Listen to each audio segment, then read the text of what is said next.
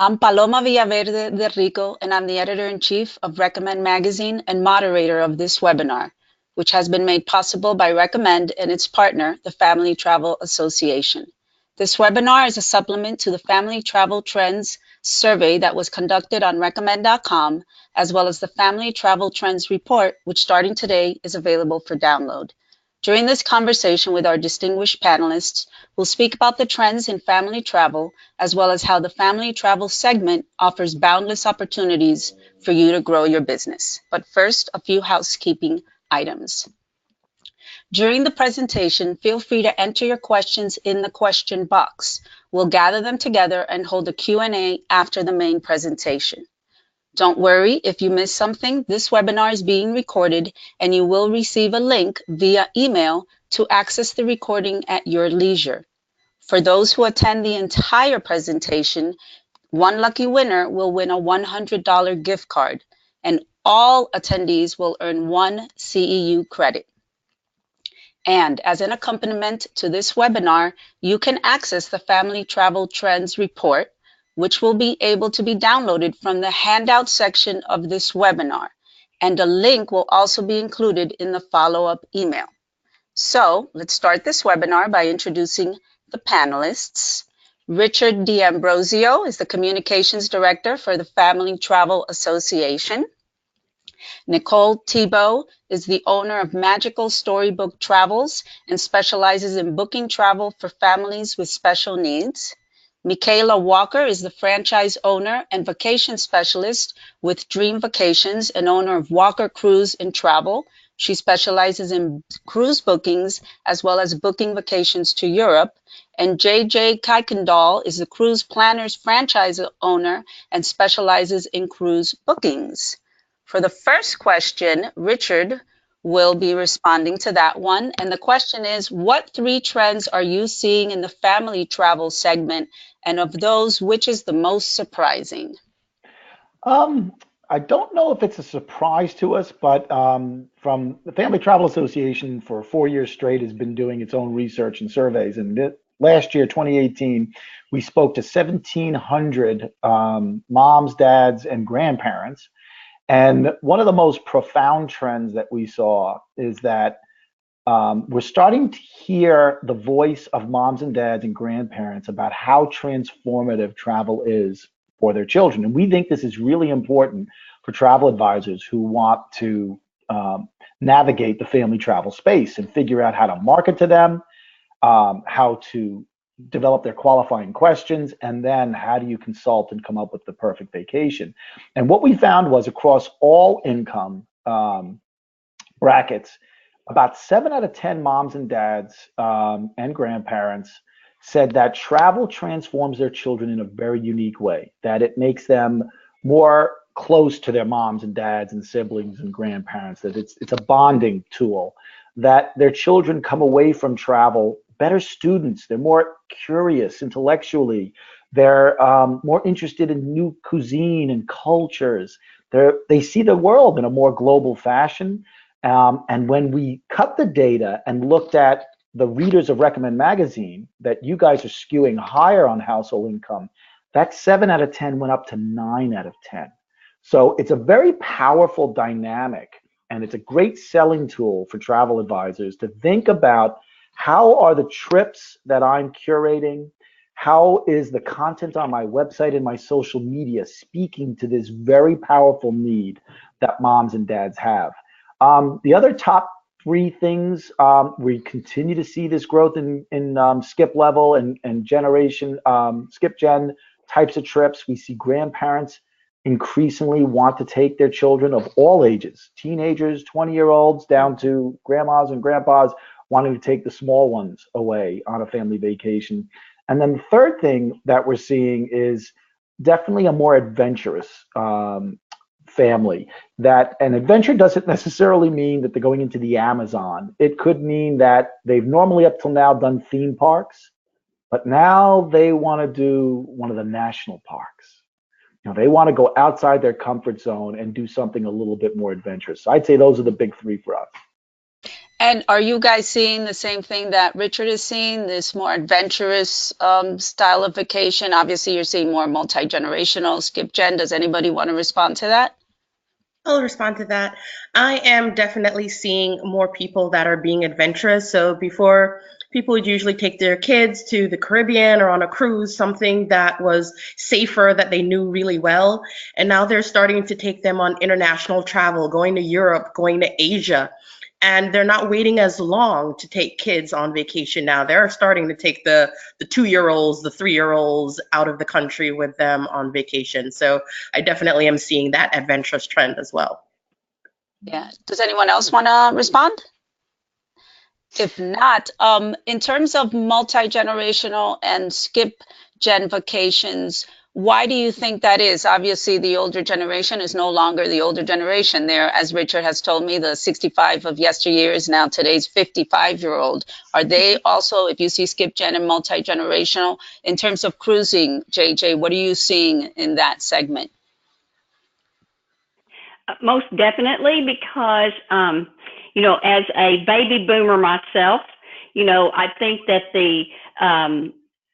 that age group has the money now. They're starting to retire. They're wanting to take their kids and their grandkids on vacations, particularly cruises, because it doesn't matter your activity level and your age.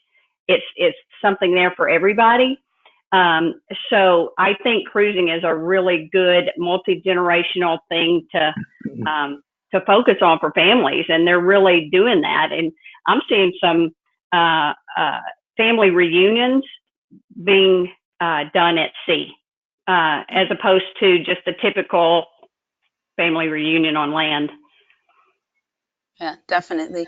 Now, in terms of how much the families are spending when they go on these vacations, our survey indicated that about actually 30%, which I thought was a pretty big number, of respondents, clients spend $10,000 to about $40,000 on their vacations. Perhaps they're going to Asia on these adventure, vacations. What are you guys seeing? Nicole, are you seeing anything in terms of what are you seeing with your family client spending? I'm not in that range, just to let you know. My families are special needs families, so they're very cautious travelers. They do a lot of more local trips, definitely stuff inside the US. So their price range is usually a little bit smaller than, say, $40,000. Yeah, I know. That's great. And what about you, Michaela? If you have your bookings to Asia and whatnot, what are you seeing? And are they going on mostly tours, or are you customizing all of their? Pretty much any trip that I do outside of the US is customized, so I always build it from the ground up based on my family's needs and wants, and usually around the kids, because if the kids aren't happy, no one's going to be happy. But my pricing is usually 10,000 to around 25,000 for these trips that they're taking. Oh, okay. And how long are these trips to these places abroad? Usually around 2 weeks. If they're Oh, going and wow. they're taking the kids, they're spending about 14 days on land while they're That's great. there. Now, Richard, I know the Family Travel Association survey that you held last year, the numbers were quite different from the 10,000 to 40,000. Can you speak to that? What your families that you surveyed Yep. mentioned in the. Well, we had over 1,700 families that participated, and our base probably skewed more towards the typical American family. So if the typical American family household income is somewhere around 50, 60,000, meaning, two people are in the home earning an income, we saw much lower than that. However, what we do know is that this perception of affordability cuts across every household income. So even somebody who's earning $150,000 a year, they reach a point where eventually, the price is getting too high, and now they're starting to consider something out of their price range. So it's really important for travel advisors to kind of get to know what, when a family comes in through their sales funnel and they're talking to them, getting an idea of what they've spent in the past, because it doesn't really matter what the family's income is. A really great travel advisor will figure out the right trip for the right income. That's right. That's true. And So obviously, Michaela said at one point that when the kids are happy, everyone's happy. So in our survey, a little more than 60% of respondents say that children have a strong influence on vacation decisions. Who wants to speak to that? Michaela, do you want to start since you said it? And then I'll go to Nicole. Absolutely. I've had clients come to me and say, my daughter wants to go to Atlantis in Dubai, but she's 4, so we're going to go to Atlantis in the Bahamas. So definitely the kids, they do have input in terms of their likes, their dislikes. Parents do want to try to stretch and broaden their horizons a little bit, but they're not going to do something that they know the kids aren't going to be happy with. So we're not going to do, a whole vacation around museums and looking at, Russian eggs in the Hermitage, because the kids are not going to be happy with that. So we have to build in downtime where there will be things that they like to do and things that they are happy with in order to make everyone happy with the vacation. And Nicole, you wanted to say something? So most of my clients, they have children with autism, and kids with autism have very focused interests. So a lot of my clients come to me and say, my kid's obsessed with Paw Patrol or, some marine life. So we kind of build a vacation around what the interest is because then the child will be so much more engaged in whatever activities they're choosing for their vacation. So it's really driven mostly by the kids because kids with autism really need to have sort of their focus engaged while they're gone. And JJ, this question is to you, and perhaps you've seen it.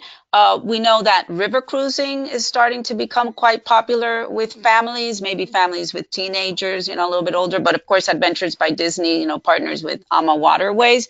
Are you seeing a lot of bookings in that respect where the kids, are enjoying this type of cruising, or have you not been booking river cruising yet with the families? I have booked a few river cruises with families, but for the most part, my clientele, are asking for the mass market cruises, the Caribbeans, it seems like they're more interested, or a lot of them are interested in what is going to entertain them on the ship, as well as the destination too. So I think river cruising would be for a specific interest for a family, like the museums, the cathedrals, those sorts of things, as opposed to the water slides and the zip lines and things like that, snorkeling and whatever. Yeah, and I think that that's something what Richard said, that you like, and you guys do have to know your audience really well, because there probably is, a niche where there are families whose children who are a little bit older, obviously, would enjoy something like that. Yes, Richard? To support what JJ said, when we did our research for the FTA, it was interesting because it correlated very closely with CLIA's research about things like entertainment. So families who cruise tend to have a higher priority on finding a broad range of family entertainment that meets everybody's needs. And when you subset the data for people that just take general travel, that family entertainment feature kind of drops significantly. So cruise industry's done a very good job of marketing and advertising, bringing in families that realize, wow, we've got Broadway shows, we've got Cirque du Soleil, we've got, go-kart racing now on top of ships. So there's this wide variety of family entertainment, and it's such a great choice for families that need that broad breadth of entertainment. And it's great for multi-generational too, because you have everything on that ship that's going to speak to every single person in the family. Yeah, definitely. So in terms of the most popular destinations in the US, our survey respondents pointed to Florida for obvious reasons. We have Walt Disney World, Universal, everything else, Hawaii, Alaska, California, and the national parks. So, Nicole, did you want to respond? Where are your clients going, since you said that they're mostly staying in the US? Mm-hmm. sending 90% of my people to probably Florida area. Disney, Universal, Legoland is a huge thing for kids on the spectrum because they love Legos. SeaWorld is always a big hit with kids who love animals. Discovery Cove just became an autism certified destination, so that's huge for these families to make sure that they have a place that's going to be accommodating to all of their needs. So really, Florida is my #1 destination right now. And speaking to the certification, I know also the Grand Palladium, the one in Bavaro in the Dominican became certified, and Yes. The beaches resorts are also certified, correct? Mm-hmm. Yeah, that's there's wonderful. a listing of all the autism certified destinations on autismtravel.com. So if anybody's interested in finding out what the certification is like and the destinations that are certified, they can find them there. And I'm going to plug my white paper now, or the report that we just wrote as well. We also have a list of some of the ones that are there, and also an opportunity for you to also become a certified travel advisor who specializes in this, which is great, you know. And so many institutions are understanding how important this is. So that's wonderful that they're adding. Now, in terms of international destinations, Michaela, I'm going to go to you. What are the top international destinations your clients are booking these days, besides obviously those fabulous trips to Asia? The majority of my clients that are booking international are going to Europe. So there's a lot of Italy, so taking teenagers and young kids to Italy, London, Paris. So some of those more well-known cities are usually the first ones that people tend to start with. Or what are the second time when they've gone one time to Europe? What are the other destinations are you seeing? Like Austria, Germany? What are you seeing? So for second generation, I've had people go to Northern Europe and combine it with a cruise, doing some of the Central European destinations. So Prague, Vienna, Munich are some of the ones that come in if they've been already to Europe. And are you booking any of those Adventures by Disney, like with the AMA Waterways and all that, or you have not seen that many? I have not booked any of those yet. Pretty much I do self escorted tours. So it's just the family on their own, basically doing their own thing that I have put together for them. So sometimes it's tied with a regular cruise, but not a river cruise as of yet. And now are you booking a lot with younger children, or is it a lot of teenagers on your clients list? It's actually both. I've booked as young as 4 years old going to Europe with their parents all the way through this year. I have a multi-gen Italy vacation, grandma, the parents, and the teenagers, and even a cousin thrown in there as well. They're doing a multi-gen trip to Italy. So it's a huge range of ages that are going.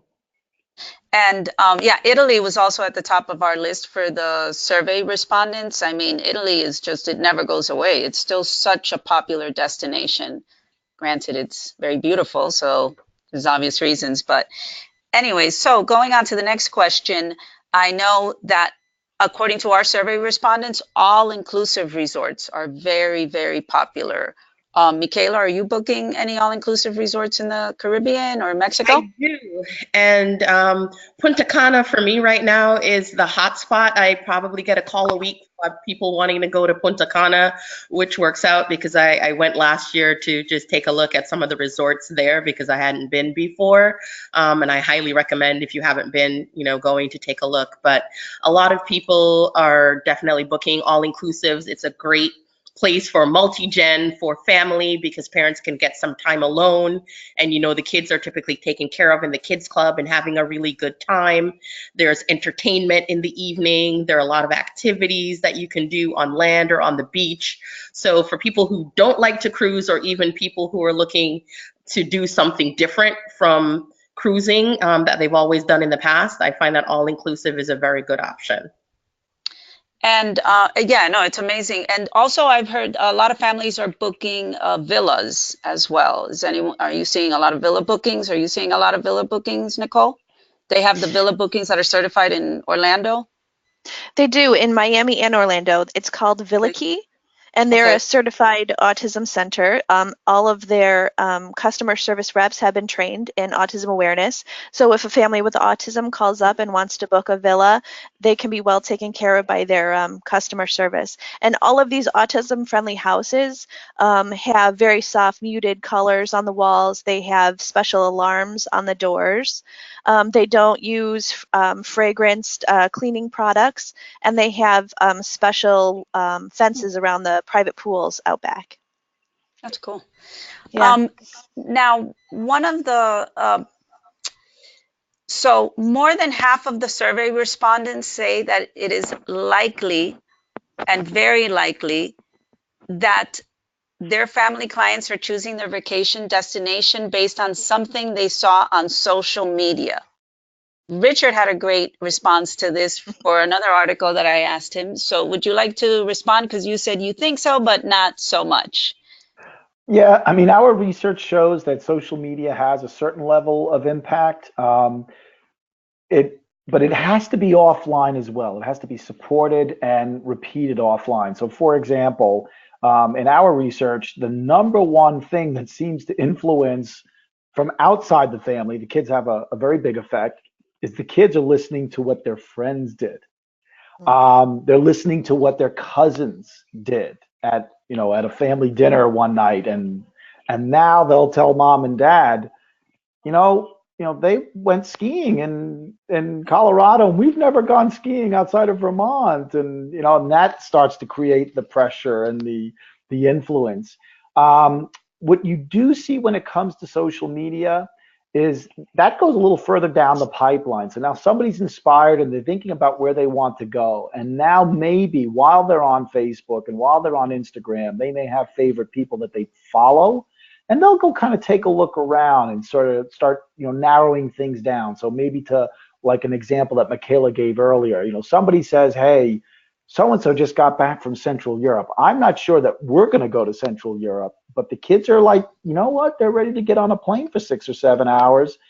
And maybe what they'll do is they'll go on and they'll see, pictures on Instagram from their favorite, Italian traveler or whatever. And now they'll start to get the ideas narrowed down. So we see it more a little further down the sales funnel. But that first real inspiration comes offline first, and then it moves online. And JJ, do a lot of clients come to you with, oh, their family went on this particular cruise ship, this is the one we want to go to, or they saw something on social media? Are you seeing what's the influence for your clients' vacation decisions? Yes, with what I'm seeing is a lot on Facebook, particularly. A lot of families post what they're doing, what they've seen, all this, and their recommendations as well when they just return. So that sparks a lot of interest for other family members to jump on the bandwagon and go, wow, I never thought about going there. That would be awesome. That cruise looks amazing.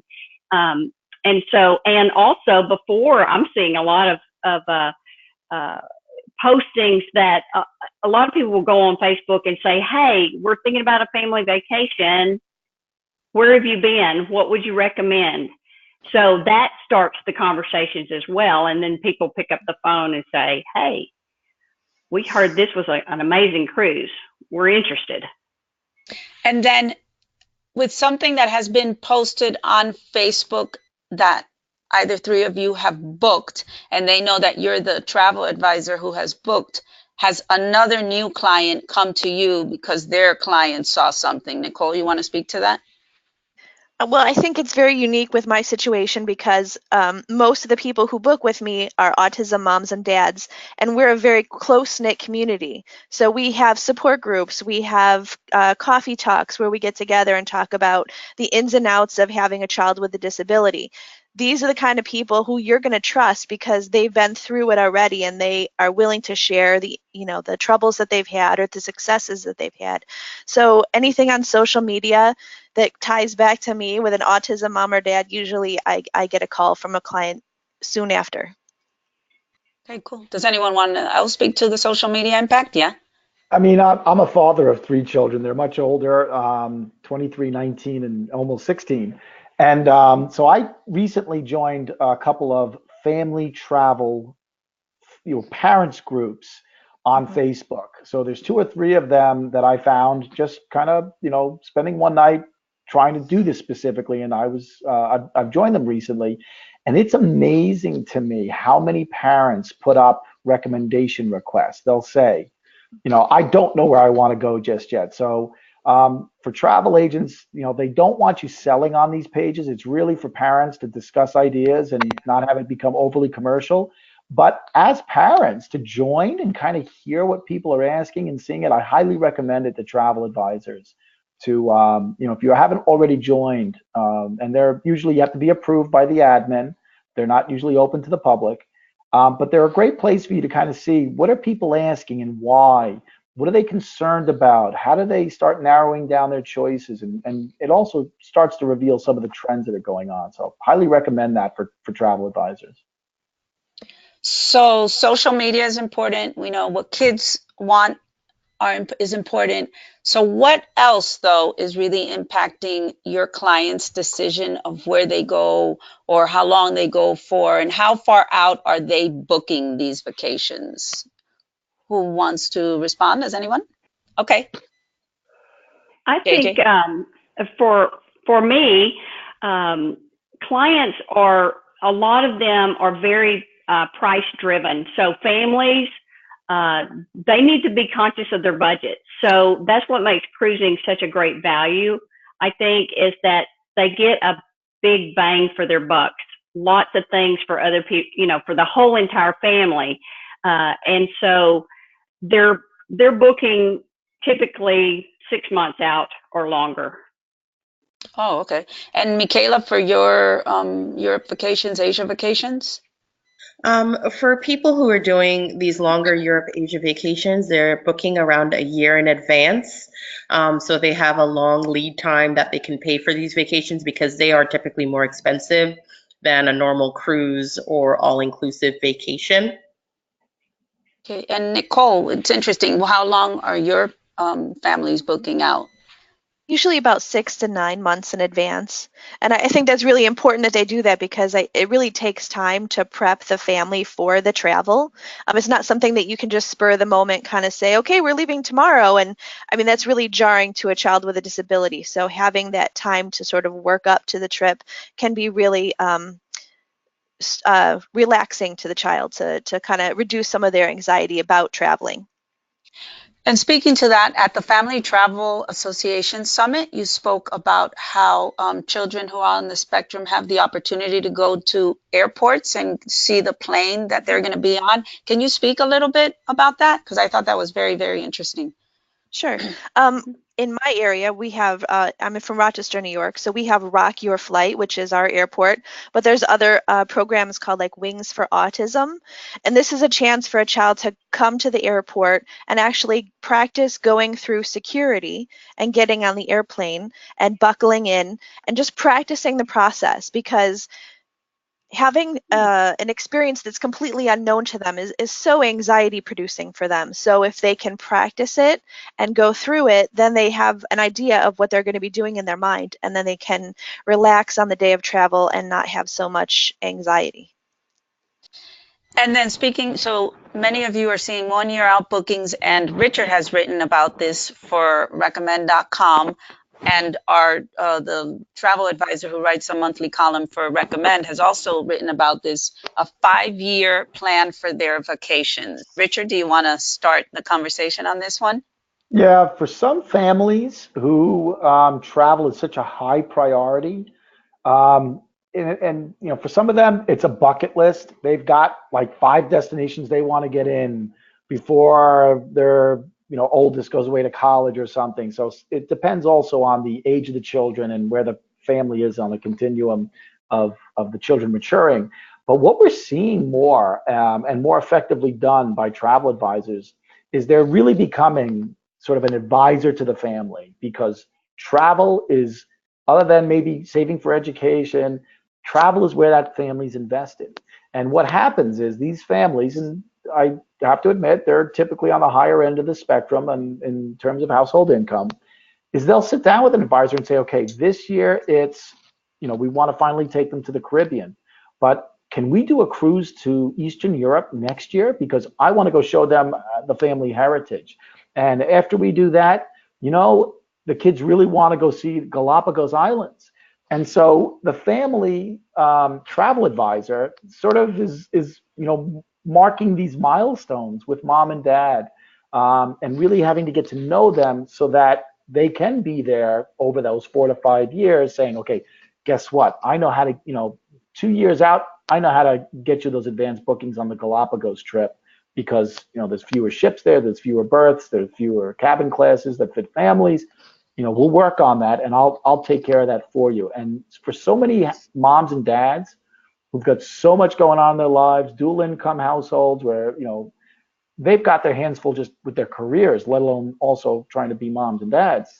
The family travel advisor is such a critical element of where these families are going to invest the time and money. And Michaela, are you seeing clients asking for a 5-year plan for their vacations? I have not seen clients with a 5-year plan. I have one personally for me and my family, but most of my clients, 2 years in advance is about as far as they'll go.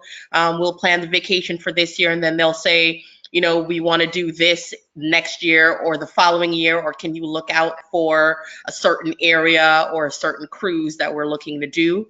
And then I'll follow back up with them when it is time to book and give them the information. But 2 years is about as far as we go. Oh, okay. Now, what message do you guys and should travel advisors in general convey to their prospective clients in terms of why it's important to book a family vacation with a travel advisor? You touched on it a bit in the beginning, Richard, but can someone else speak to that? Why is it so important to go to a travel advisor? Why, if you want to book a safari, even a cruise, JJ, because a lot of people that I've spoken with think, oh, well, I just book a cabin. I know where I want, and I can just go online and do it myself. Why do you say that? No, it's not that easy.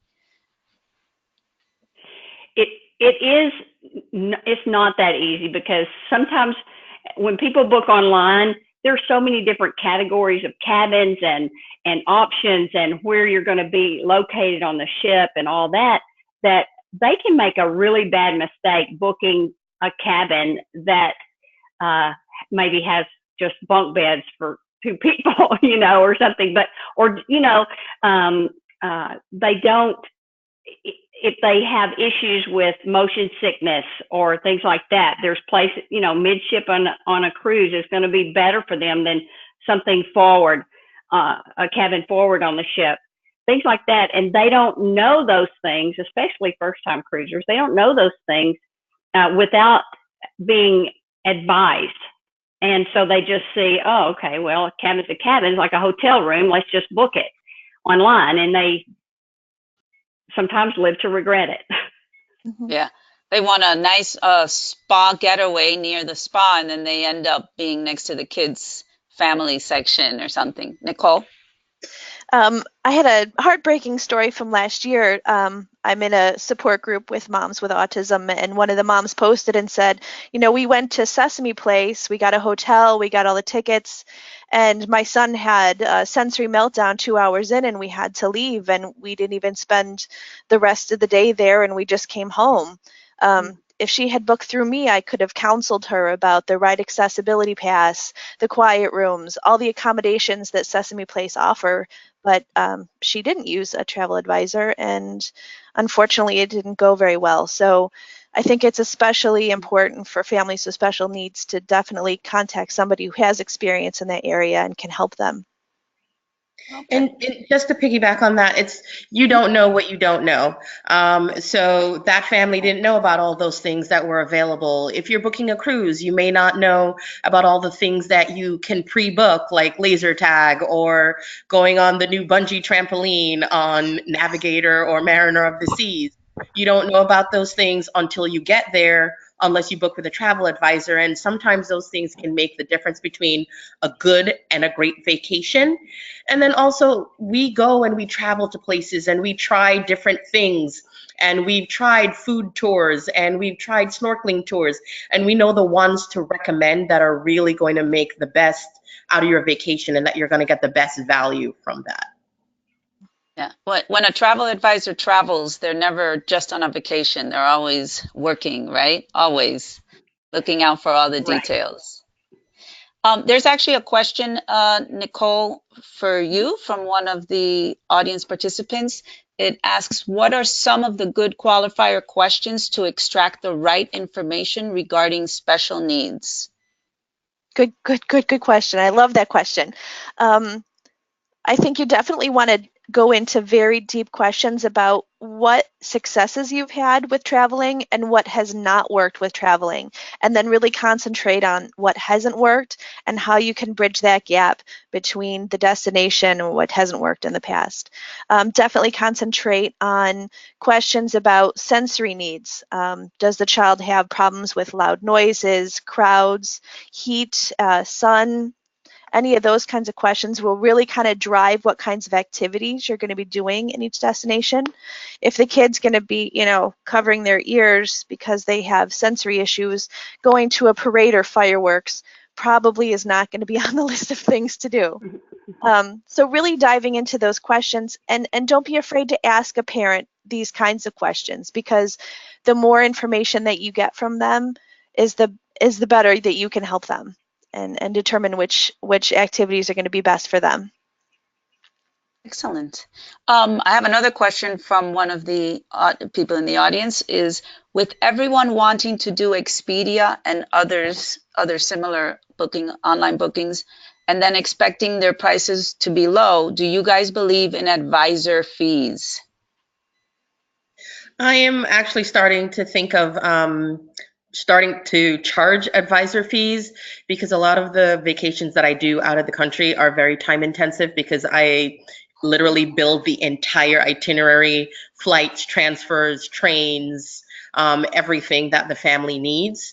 And when you do spend that much time on putting together a vacation, it can be 10 hours putting together that vacation, and then they do decide not to book. You feel that your time has not been wasted, but is not being compensated. So I am thinking this year of starting to charge a fee for that. So, JJ, do you charge a fee? No, I don't. I don't charge a fee. I don't know why, but I guess I just don't want to make any money. And Nicole, do you? Because it's very specialized, or? I don't usually charge a fee when people book through my agency, but sometimes I get people who call me and say, we've booked a villa, we're going to buy some tickets, but we'd love to pick your brain about things that we need to consider when traveling with our child with autism. And I do have what I call a pick your brain fee.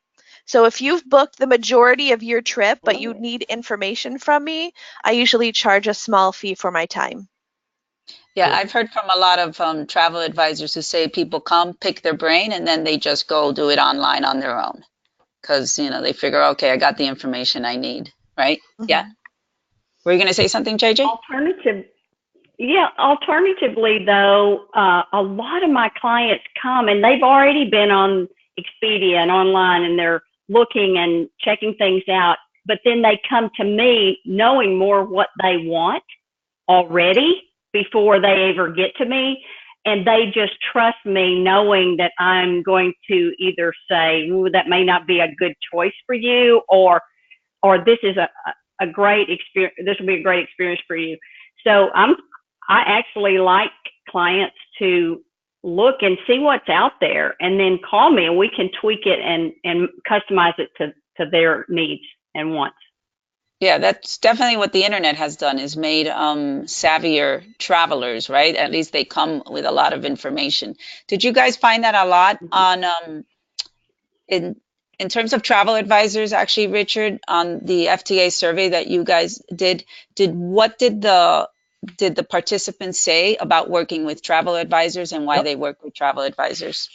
Well, overall, about 1 out of 5 families work with travel advisors within the last 2 to 3 years. So that's, kind of a standard number out there from other surveys. But what we saw are 2 profound things. The first one is that families who work with a travel advisor realize that after they've worked with a travel advisor, they realize what Michaela said. We didn't know what we didn't know. And having somebody who could match what we were looking for with what was out there was easier with a travel advisor. So those 4 out of 5 families that don't use a travel advisor, some of them you can convert over. Some of them will get frustrated at a certain time and need a travel advisor. But there really is a niche that wants the services and is willing to pay for the services that a travel advisor offers. The second thing that we found is that when we asked all families rate the quality of different travel suppliers, cruise lines, river cruise lines, hotels, airlines, when you took out the group of families that had booked to a travel agent within the last 2 or 3 years, their satisfaction with those suppliers was higher. And the logical inference for us is, well, because a travel advisor matched you with the right experience that you wanted. Maybe United American and JetBlue might seem like the same airline to someone who's booking on Expedia, but a family that knows that, a travel advisor that knows that JetBlue's direct service with their in-flight entertainment is perfect for me and my kids, and that client is going to be happy too. Kind of figuring all those things out is why the perception of the quality of these suppliers is higher. And I really wish we'd see more suppliers acknowledging the fact that they have more repeat, happier, loyal customers when they work closer with a travel agent, because we see it in our research. Definitely. Now, this is a cruise question for you, JJ. Do you have clients who come in and say, well, I'm on the fence with cruising, I'm not sure.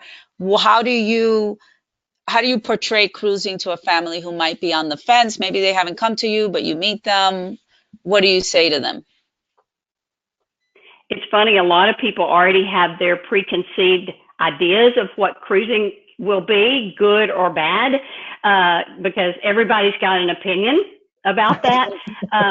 But what I try to convey to my clients is, after, if they're looking for a good family experience, that there is something literally for everybody and every age group. So grandma and grandpa want to go, mom and dad, kids, grandkids. There's activities for the kids that will keep them busy and having fun. And then adult time, and which is really important, that while the kids are in the kids program being taken care of and they're playing and they're having a great time and learning, then the parents can have adult time by the pool, in the casino, whatever. And so it's a great, well-rounded for everybody, and you don't have the kids going, I'm bored, what are we going to do now? Entertain me. There's somebody there on the ship to entertain everybody. And Michaela, do you see that a lot as well with the all-inclusive resorts, that some people have a preconceived notion of what it offers and actually how much all-inclusives have changed in the last few years?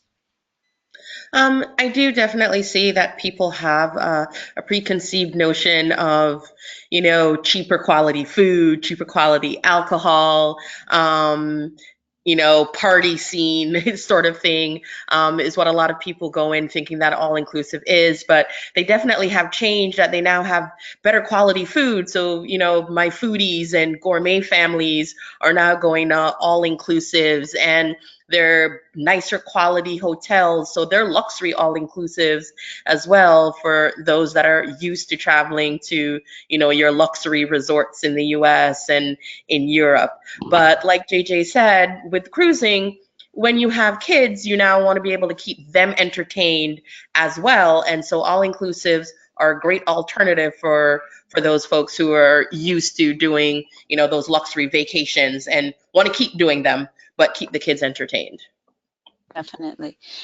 So now this is a question that I want each of you to respond to. How do you see family travel shifting in the next 5 years? So who wants to start off? Richard loves to speak, so. What do I'll you tell think will be some crazy trend that'll come along? crazy trends? I don't know that I know of crazy trends, but I definitely believe what Michaela said at the very beginning is becoming more common.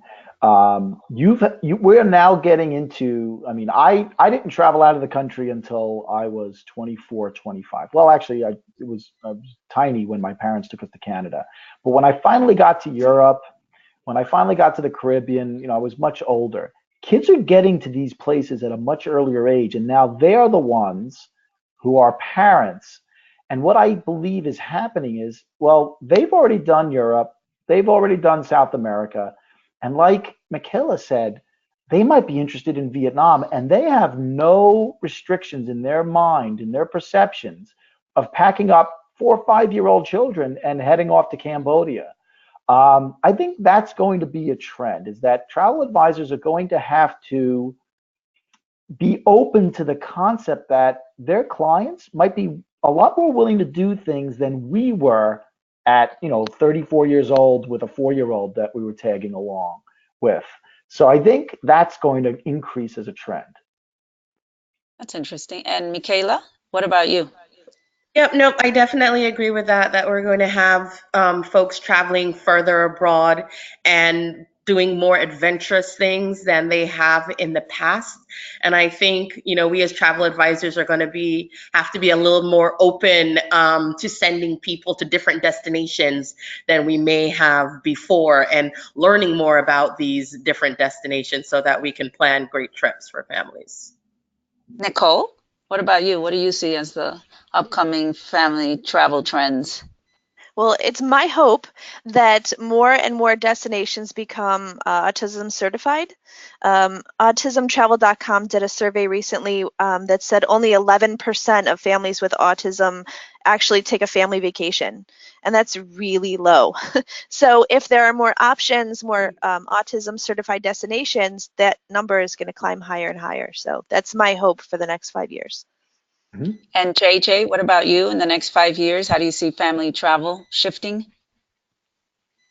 I think it's going to be more and more families are going to start traveling, because I think it's in this generation, it's setting a trend, and we're introducing more travel to the grandkids. And so I think they're going to be expecting, because they're getting introduced to it at a much earlier age than we did growing up. And so, like Richard said, and so these kids are that's going to be a natural thing for them, is to travel.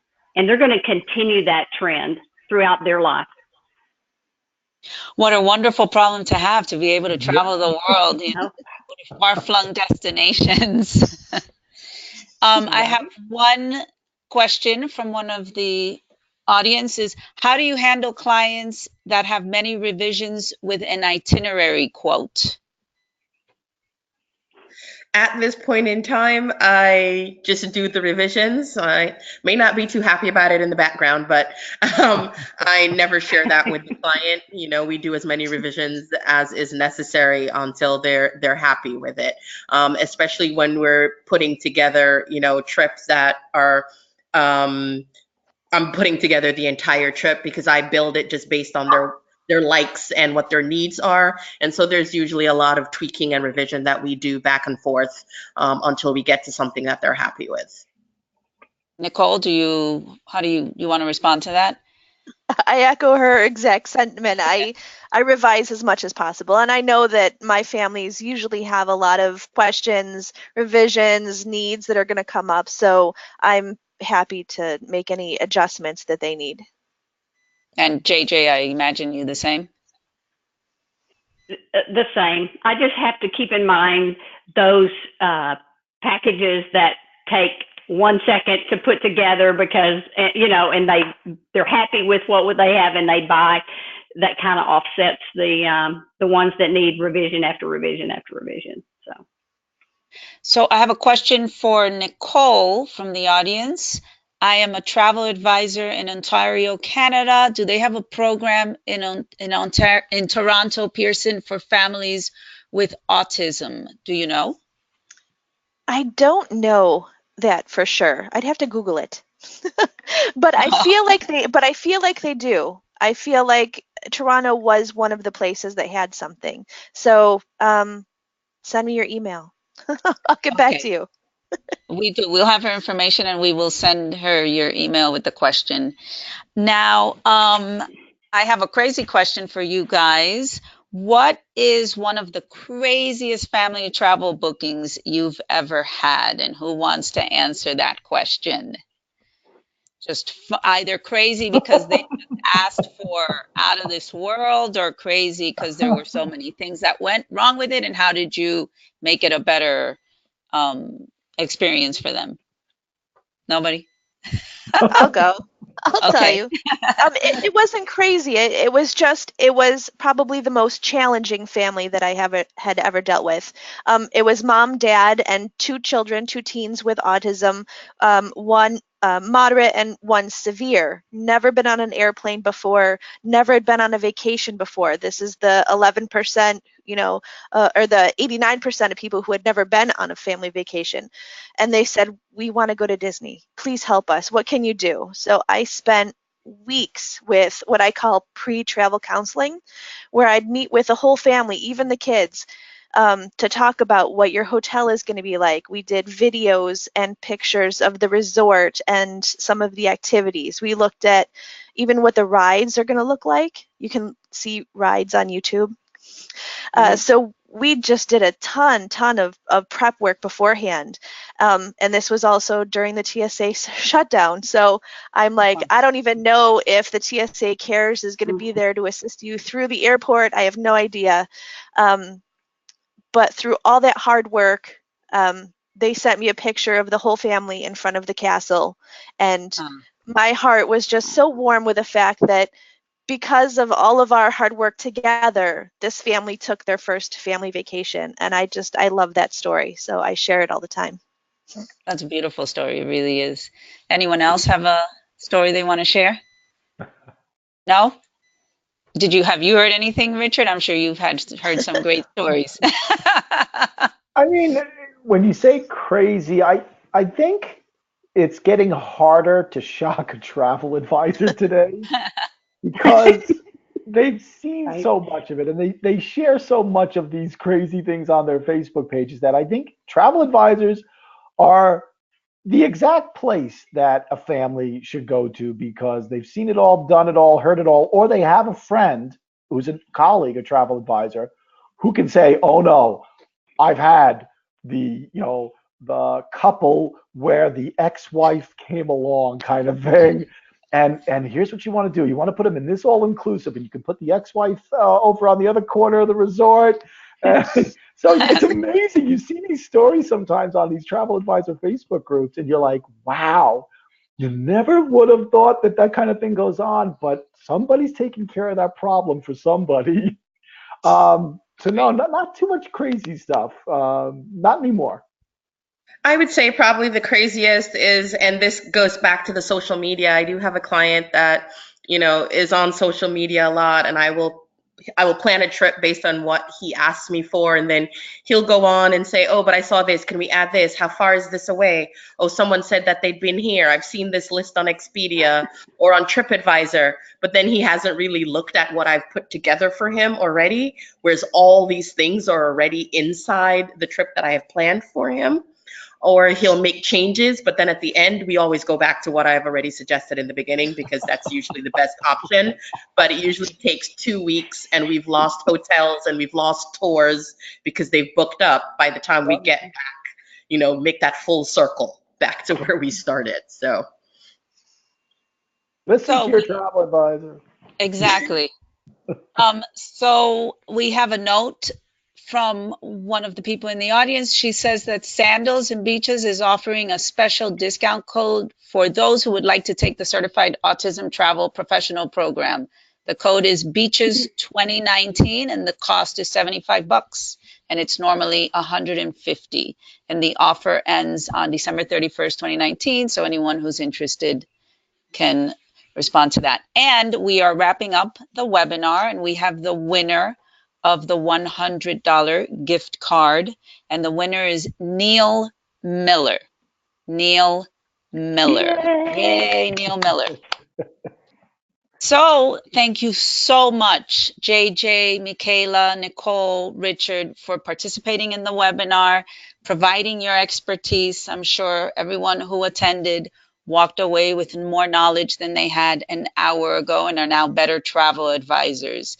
Again, thank you very, very much and have a wonderful afternoon to you and to the audience. Thank you. Thank you. Thanks, everybody. Bye. Bye. Thank you. Bye.